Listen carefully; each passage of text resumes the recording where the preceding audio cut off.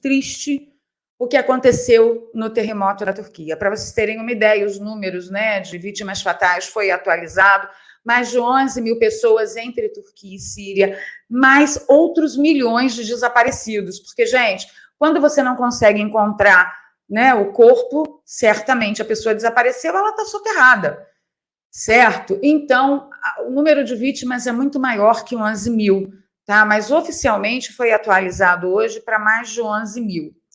E eu fiquei pensando que, há um tempo atrás, a Turquia ela fez uma declaração contra a OTAN. Em que termos? Que a OTAN estava errando em não tomar uma atitude contra os países ocidentais, né, os países do Ocidente, que estão guarnecendo a Ucrânia de vários equipamentos de defesa contra a Turquia. E vocês sabem, contra a Rússia, e vocês sabem que Putin, Turquia, Erdogan, Irã, Síria, é todo mundo ali no mesmo panelão, né, no mesmo caldeirão. E aí, coincidentemente, dias depois do Erdogan fazer essa declaração, aconteceu o terremoto na Turquia. Vejam, eu estou dizendo que é alguma coisa cravando em cima, não estou fazendo isso. Mas é possível de manipular o clima a ponto de causar abalos sísmicos? Sim, a gente sabe que é. Inclusive, no carnaval do ano passado, a Brahma participou do financiamento de uma ação de um controle climático aqui em São Paulo para garantir um carnaval livre de chuvas e temporais para você curtir aí o seu blocão à vontade. Eu não sei se vocês lembram. Então, me chamou a atenção um post que a Paula Schmidt fez e eu vou explicar para vocês tudo direitinho. Foi uma matéria que ela fez em 2019 e ela falou, gente, olha aqui, o projeto RAARP. Esse projeto ele foi registrado oficialmente, se tem notícias oficiais, não é algo de chapéu de alumínio.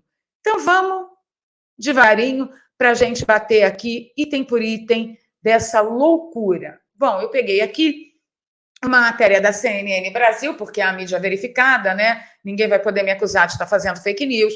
E aqui, ó, ela traz o novo número atualizado de vítimas fatais e diz, né, que o número subiu para 8 mil na Turquia e o restante na Síria, tá?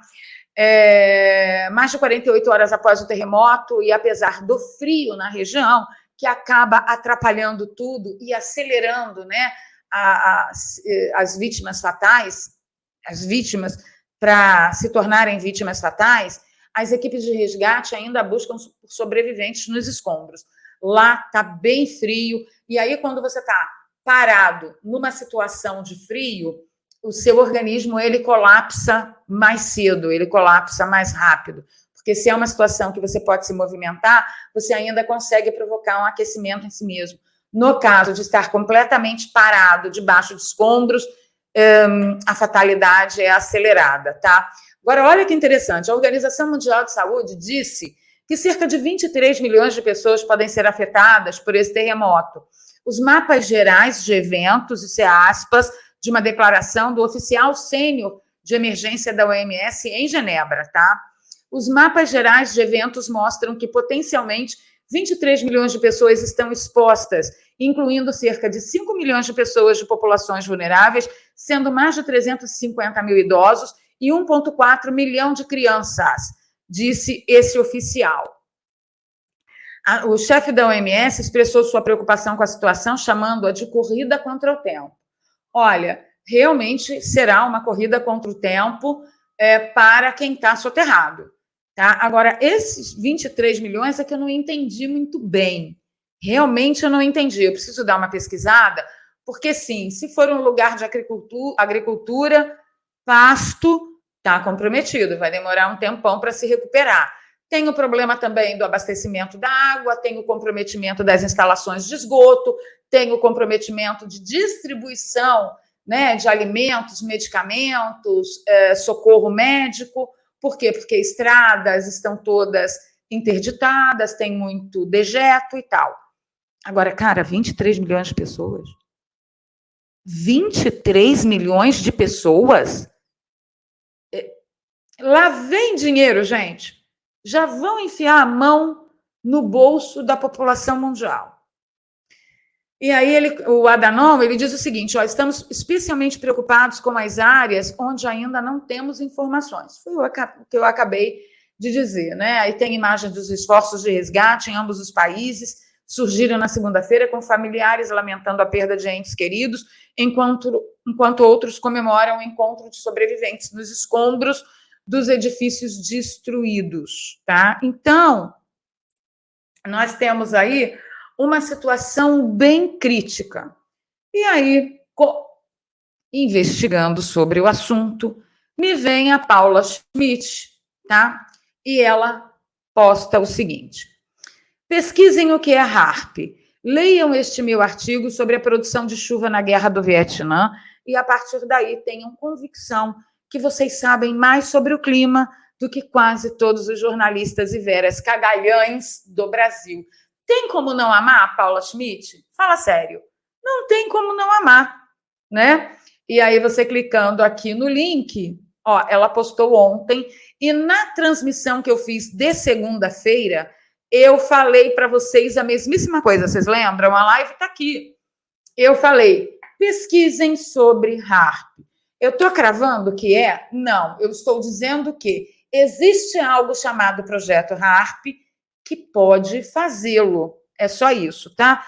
E aí vamos cair aqui no Poder 360 da matéria da Paula Schmidt, e ela fala sobre a Operação Popeye e a Operação Senhor do Tempo, tá? Que são programas dos Estados Unidos para intervenção climática na Guerra do Vietnã, 1955. Você acha que a gente está avançado em tecnologia agora? Não, pequeno gafanhoto. De maneira nenhuma. Em 1955, quando começou a guerra no Vietnã, os Estados Unidos fizeram um quiprocó. E isso foi denunciado em 1970. Em 1974, começaram as investigações a respeito do projeto Popeye, da Operação Popeye e da Operação Senhor do Tempo. Trançando ali, jogando em miúdos, do que se tratam essas operações? A Guerra do Vietnã, eles estavam ali no meio da mata, né? Um ambiente muito austero, muita terra, muita vegetação e muito clima para manipular. Então, como os Estados Unidos faziam, segundo denúncias e investigações de 1974, o que eles faziam?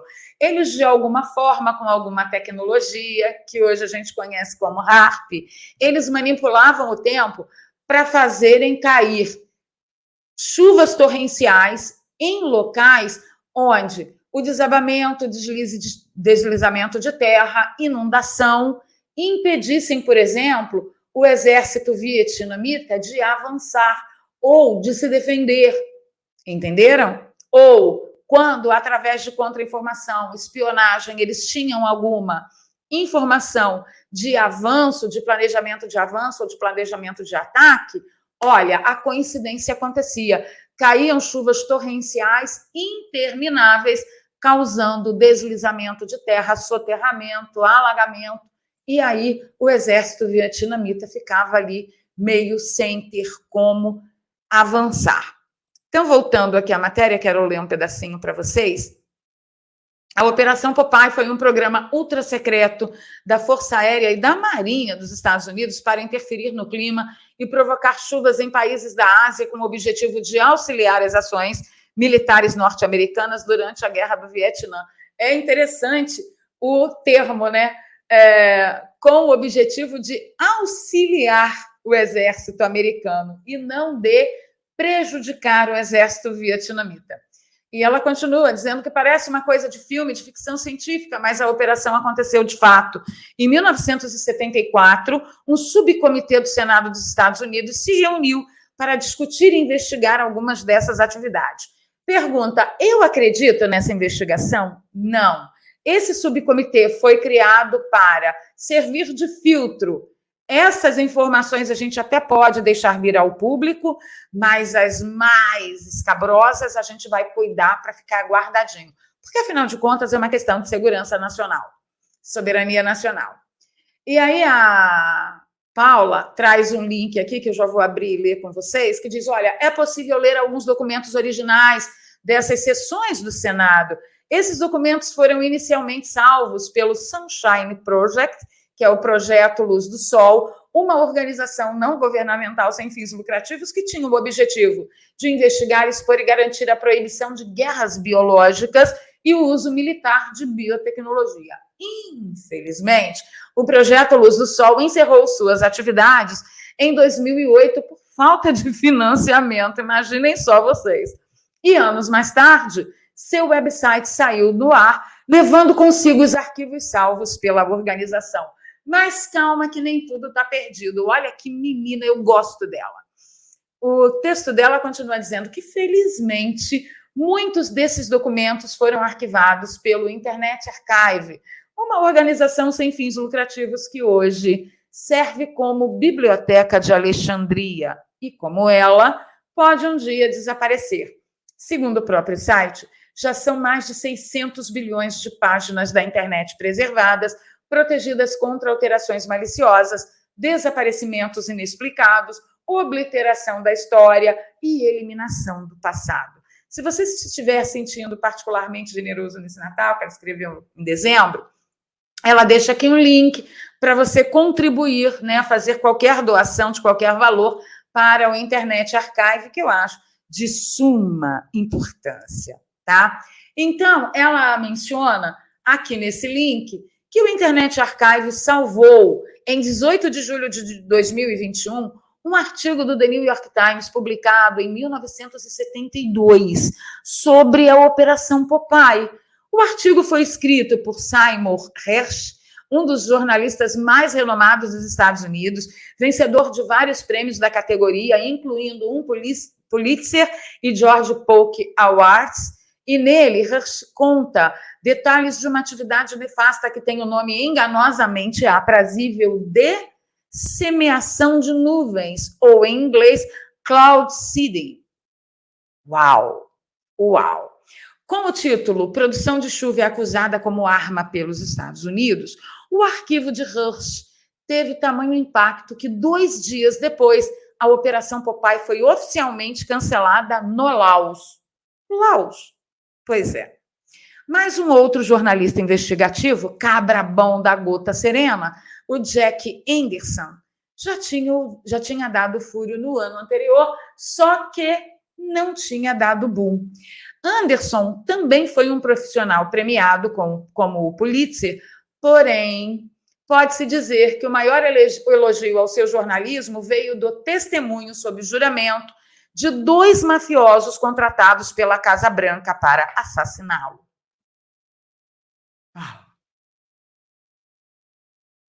Tem um artigo do Washington Post aqui, ó, que conta um pouco sobre o plano de assassinar o jornalista, né? Um mormon estrito que via a reportagem investigativa como um nobre chamado de Deus. Olha que coisa magnífica.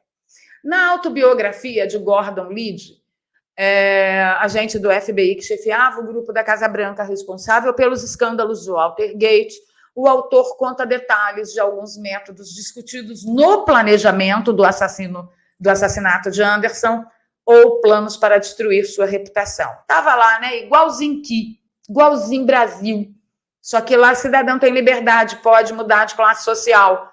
Lá você é livre, aqui não. Aqui, além de acontecer a mesma coisa, dessa negociação e planejamento subterrânea, aqui, além disso, você ainda é escravo deles.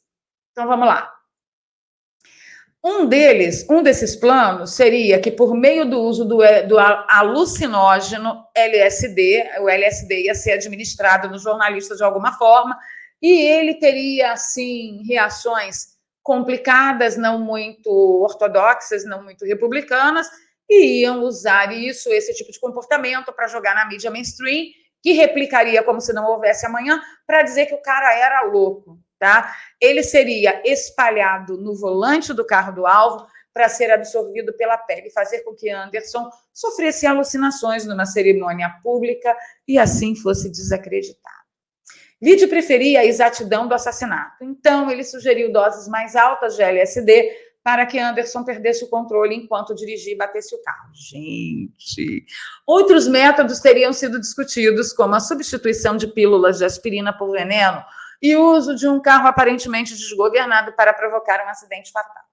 Bom, esse caso me faz lembrar, diz a Paula, do jornalista Michael Hastings, que ainda tem 16 mil seguidores em memória no Twitter, apesar de ter morrido em 2013. Esse jornalista foi o intrépido jornalista investigativo da Rolling Stones, que desmascarou e, de certa forma, destruiu sua carreira, né, do general Stanley McChrystal. E Hastings morreu poucos anos depois, enquanto estava sob espionagem do FBI. Ele comentou isso com amigos, enquanto ele investigava o que dizia acreditar que seria um furo ainda maior do que o que ele jogou na mídia a respeito do general. Sua morte foi em um acidente de carro. É, pequeno gafanhoto. É isso. A gente já vai voltar para a HAARP. Voltando à hackeagem das nuvens, o artigo de Hirsch, no The New York Times, de 1972, explica como o aumento artificial das chuvas através de intervenção química iria ajudar as tropas norte-americanas na Ásia, servindo para atrapalhar os ataques vietnamitas, providenciando a cobertura de chuvas e nuvens para infiltração do comando vietnamita no sul por agentes do norte, alterando ou fabricando outros padrões de chuva no Laos para facilitar bombardeamento da região e, principalmente, criando alagamentos e deslizamentos de terra em áreas de passagem das tropas inimigas. O programa de modificação química do clima foi conduzido a partir da Tailândia e cobriu áreas como Camboja, Vietnã e Laos. Segundo este artigo, ela deixa aqui o link do Daytona Beach Morning Journal, de 1974, referenciando fontes que teriam falado a The New York Times, a operação teria sido patrocinada por quem? Ninguém menos que Henry Kissinger e a CIA. É interessante que quando a desgraça se abateu no Camboja com Pol Pot, ninguém pensou em lançar uma chuva lá para atrapalhar os planos do ditador.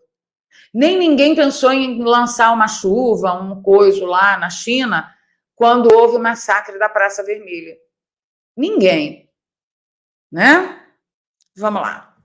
Ela continua. Se você nunca tinha ouvido falar da Operação Popeye, não se acanhe. O próprio secretário de Defesa na época, Melvin Laird, negou ter conhecimento da operação por 2 anos e disse sob juramento que nunca autorizou as atividades da interferência da chuva. Ponto número 1 de possibilidade. Eu acredito que ele não saberia mesmo. Ponto número 2. Ele sabia e é tudo uma corja. Vamos passar aqui a um desses artigos, que eu não vou me deter muito, não, tem outras coisas para a gente falar, inclusive da inteligência artificial.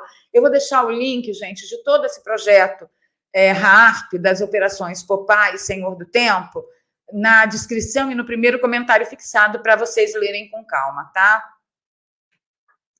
Então, tem aqui esse arquivo, né, do webarchive.org. Essa é uma versão digitalizada de um artigo do arquivo impresso do The Times, antes do início da publicação online, em 1966. Só para vocês terem uma ideia. Então, vamos lá. Washington, 2 de julho. Os Estados Unidos têm secretamente semeado nuvens sobre o Vietnã do Norte, Laos e Vietnã do Sul para aumentar o controle, para aumentar e controlar as chuvas para fins militares.